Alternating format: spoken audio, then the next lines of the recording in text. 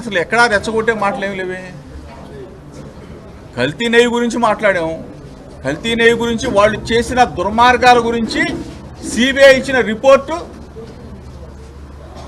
వాళ్ళ మెడలు ఉంచే విధంగా ఉంది. వాళ్ళు తప్పుడోళ్ళు అని చెప్పింది కాబట్టి కల్తీ ఎక్కడా నెయ్యిలో జరగలేదు, కల్తీ మొత్తం కూడా తెలుగుదేశం పార్టీ కల్తీ అని చెప్పి సిబిఐ రిపోర్ట్ ఇచ్చింది కాబట్టి చెప్పాం. ఆ మాట తప్పే ఉంది. దయచేసి చెప్తా ఉన్నాం, పోలీసు అధికారులకు కూడా చెప్తా ఉన్నాం. మరి పైన దేవుడు ఉన్నారు, మీకు కూడా పిల్లలు ఉంటారు. ఇబ్బంది పెట్టాలని చూస్తే దేవుడు మిమ్మల్ని మాత్రం ఎట్టి పరిస్థితిలో వదిలిపెట్టడు, శిక్షిస్తాడు. మిమ్మల్ని కూడా ఏదో ఒక రూపేణా శిక్షిస్తాడు. ఎందుకంటే దిగజారి మాత్రం పనిచేయొద్దు.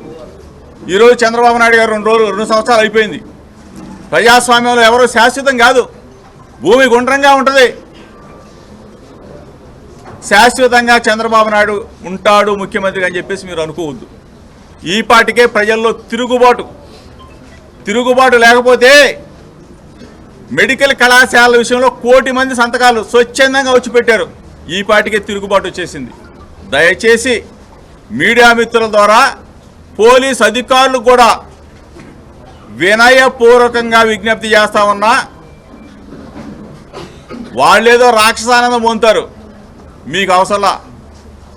మీరు న్యాయం చేయండి, అంతేగాని ఇటువంటి దుర్మార్గాలకు మాత్రం ఒడిగట్టొద్దు. పచ్చ చొక్కాలు వేసుకొని మేము కూడా చంద్రబాబు నాయుడు చేయని చెప్పేసి కొంతమంది ఉన్నారు. ఇప్పుడు మీరు చూపించా, మీకు మీడియా సమక్షంలో చూపించా. అటువంటి వాళ్ళు పోలీస్ డ్రెస్ తీసేసి పచ్చ చొక్కా వేసుకోమని చెప్పేసి మీ ద్వారా ఆ పోలీస్ అధికారులు కూడా, కొంతమంది పోలీస్ అధికారులు వాళ్ళకి చెప్తా ఉన్నాం. కళ్ళ ఎదురుగా జరిగింది, వాళ్ళ ఎదురుగా జరిగింది. కంప్లైంట్ కూడా ఇచ్చాము, పంపిస్తా ఉన్నాం. కళ్ళ ఎదురుగానే కదా, వాడు చూశారు కదా మీరు.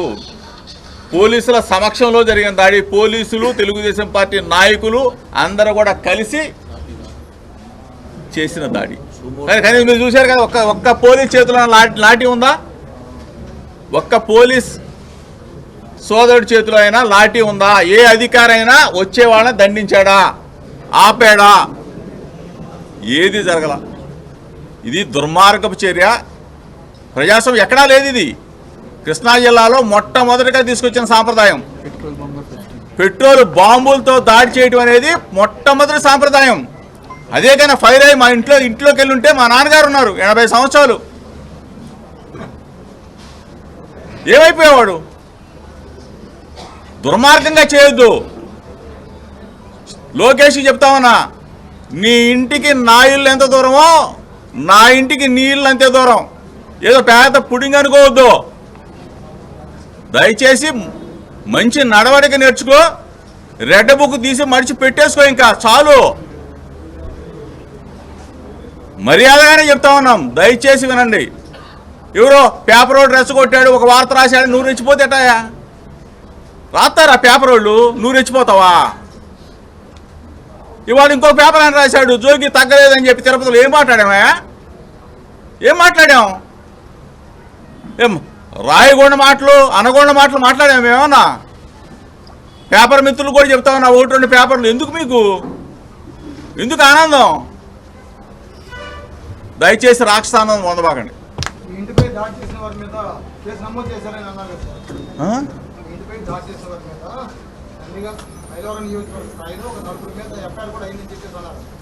ఎందుకు 4 తీసుకోవడానికి?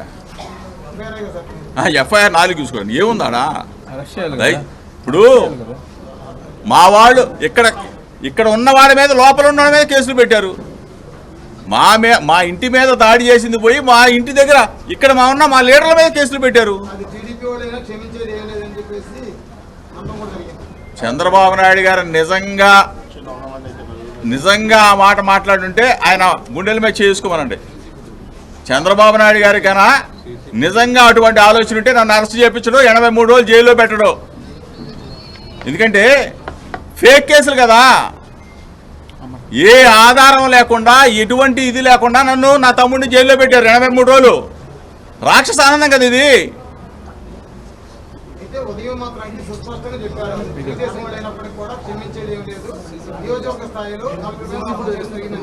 సీసీ ఫుటేజ్లు ఉన్నాయి, మీరు కూడా చూశారు. వాళ్ళందరి మీద పెట్టమనండి.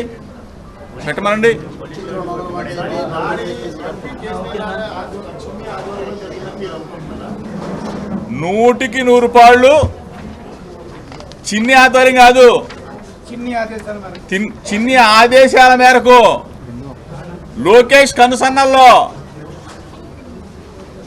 భౌతికంగా దాడి చేసి మట్టు పెట్టాలనుకుంటే ఏంటిది అంటే పెట్రోల్ బాంబులు ఏదైనా జరిగింది ఇంకా అదే నేను కూడా ఉన్నాను అనుకో, నా భార్య బిడ్డలు మా నాన్న మేమేమైపోతాం?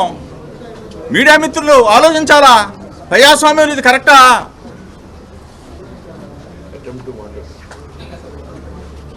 మమ్మల్ని ఈ విధంగా టార్గెట్ చేయటం ఇది అనామక చర్య, అనామకులు చేసే చర్య. బుర్రండోళ్ళు ఎవరో చేయరిది. ప్రజాస్వామ్యంలో బలహీన వర్గాల మీద దాడి ఇవన్నీ.